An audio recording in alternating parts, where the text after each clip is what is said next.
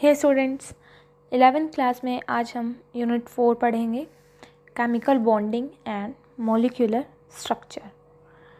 इसमें हम सबसे पहले इसके ऑब्जेक्टिव्स देखेंगे कि हमें क्या क्या पढ़ना है पूरे चैप्टर में। Kossel Lewis approach, VSEPR theory, octet rule, इसकी limitations, Lewis structure, valence bond approach, directional properties of covalent bond, molecular orbital theory और कॉन्सेप्ट ऑफ हाइड्रोजन बॉन्ड। सबसे पहले हम इसके इंट्रोडक्शन पे आते हैं कि जो मैटर होता है वो एटम्स का बना होता है, पर जो एटम्स होते हैं वो एग्जिस्ट नहीं करते इंडिपेंडेंट एंटिटीज़ में अंडर नॉर्मल कंडीशन। जो स्मॉलेस्ट पार्टिकल ऑफ मैटर होता है वो एग्जिस्ट करता है as independent entities are and that are known as molecules. जो मॉलिक्यूल्स होते हैं वो कुछ नहीं होते, बस एक ग्रुप होता है या क्लस्टर होता है एटम्स का। सेम एटम्स भी हो सकते हैं या डिफरेंट एलिमेंट्स भी, और वो सब एक सिंगल यूनिट की तरह बिहेव करते हैं। फॉर एग्जांपल अगर हम लेते हैं हाइड्रोजन, ऑक्सीजन, अमोनिया, वाटर, ये सब स्मॉल ग्रुप ऑफ एटम्स होते हैं। इनको हेल्ड टुगेदर मतलब इकट्ठा कैसे रखा जाता है, कुछ अट्रैक्टिव फोर्सेस होते हैं जिनसे वो इकट्ठे रहते हैं। जो अट्रैक्टिव फोर्स जो वेरियस कॉन्स्टिट्यूएंट जैसे एटम्स, आयंस, इनको इकट्ठा रखते हैं डिफरेंट केमिकल स्पीसीज, इनको हम केमिकल बॉन्ड कहते हैं। जो केमिकल बॉन्ड है उसको हम क्लासीफाई कर सकते हैं वेरियस टाइप्स में: ionic bond, covalent bond, coordinate bond, metallic bond, hydrogen bond and van der Waals forces. अब केमिकल कंपाउंड्स की जो फॉर्मेशन होती है उससे जो रिज़ल्ट बनता है हमारे पास वो होता है combination of atom of various elements in different ways. और इससे हमारे पास काफ़ी सारे क्वेश्चंस रेज हो जाते हैं कि एटम्स कंबाइन ही क्यों होते हैं, डेफिनेट नंबर एटम्स के ही क्यों यूज़ होते हैं किसी मॉलिक्यूल को बनाने के लिए, मॉलिक्यूल्स जो होते हैं उनकी शेप डेफिनेट क्यों होती है। और जो लास्ट क्वेश्चन हमारे पास आता है, नेचर ऑफ फोर्स एग्जिस्ट क्यों करता है कंबाइनिंग एटम्स के बीच में।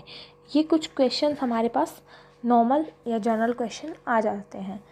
अब इसके बाद हम कुछ थ्योरीज पढ़ेंगे जिन्होंने सारे क्वेश्चंस के जवाब दिए थे हमें, जैसे Kossel Lewis approach, VSEPR theory, valence bond या फिर VBT theory, molecular orbital theory MOT।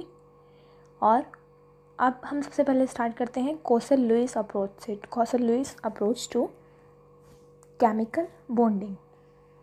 जो पहले टाइम में जो एबिलिटी थी वेरियस एलिमेंट्स की कंबाइन होने की एक साथ, उनको एक्सप्रेस किया गया था in terms of their valency. Valency के टर्म में ही उनको एक्सप्रेस किया गया था। जो कंसेप्ट था वैलेंसी का वो बेस नहीं था किसी और लॉजिकल अंडरस्टैंडिंग पे। जो डेवलपमेंट थी इनकी फील्ड में एटॉमिक स्ट्रक्चर की वो प्रोवाइड होती थी किसके बेस पे, foundation of various theories of valency. जो इनिशियल कंट्रीब्यूशन थी इस फील्ड में वो आई थी किसके द्वारा, W. कॉसल और G. N. लुईस। ये दोनों ही सबसे पहले थे जिन्होंने कुछ लॉजिकल एक्सप्लेनेशन दी थी वैलेंसी की, और इन्होंने इनर्टनेस ऑफ नोबल गैसेस के बेस पे ये लॉजिकल एक्सप्लेनेशन दी थी। इसके बाद हम ऑक्टेट रूल के बारे में जानेंगे कि ऑक्टेट रूल क्या था। ये एक सबसे पहली रैशनल एक्सप्लेनेशन थी कि कॉम्बिनेशन ऑफ एटम्स का कॉज क्या है, और ये किसके बेस पे थी, electronic configuration of noble gas. जो नोबल गैस एटम्स होते हैं जैसे नियॉन, आर्गन, क्रिप्टॉन एट्सेट्रा, इनके क्या होते हैं, आउटर मोस्ट शेल में 8 इलेक्ट्रॉन्स होते हैं, और उनकी कोई टेंडेंसी नहीं होती कि वो केमिकल कॉम्बिनेशन में पार्ट ले सकें। जो केमिकल इनर्टनेस होती है नोबल गैसेस की वो रिलेटेड किससे होती है, presence of octet of electron in outermost shell of their atom. क्यों होता है ऐसा, because other elements which were chemically reactive, जितने भी केमिकल रिएक्टिव होते हैं उनके 8 से कम इलेक्ट्रॉन होते हैं आउटर मोस्ट शेल में। इन तीनों को छोड़ के, नियॉन, आर्गन, क्रिप्टॉन को छोड़ के, इनमें 8 इलेक्ट्रॉन से कम होता है इनको छोड़ के सबको।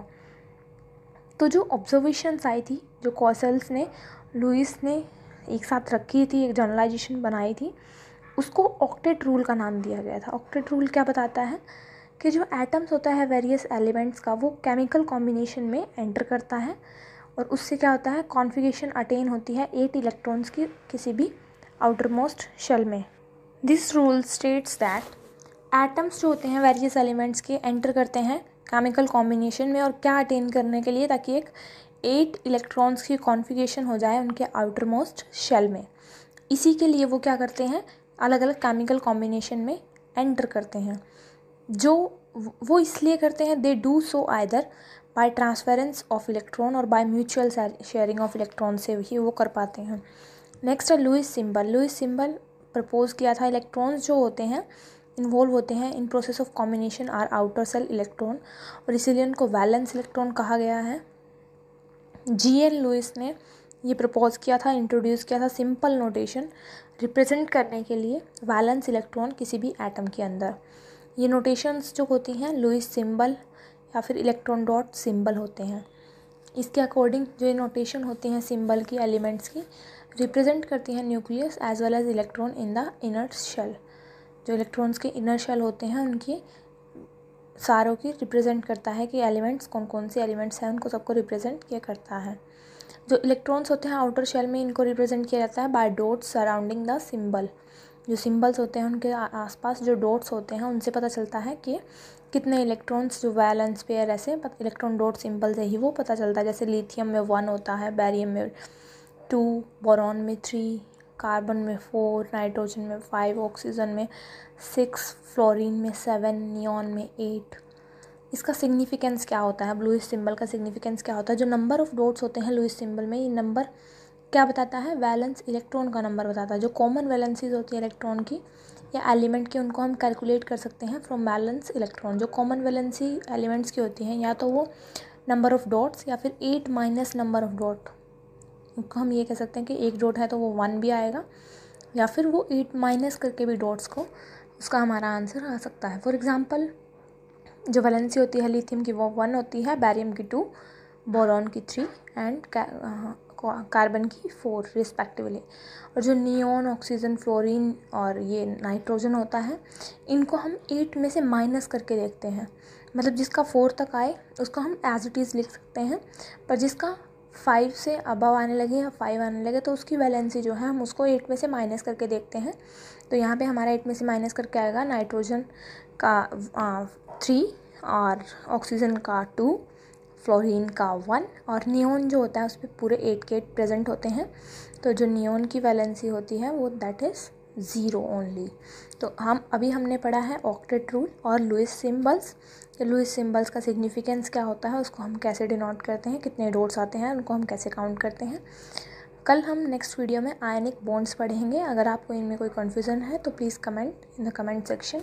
Thank you students.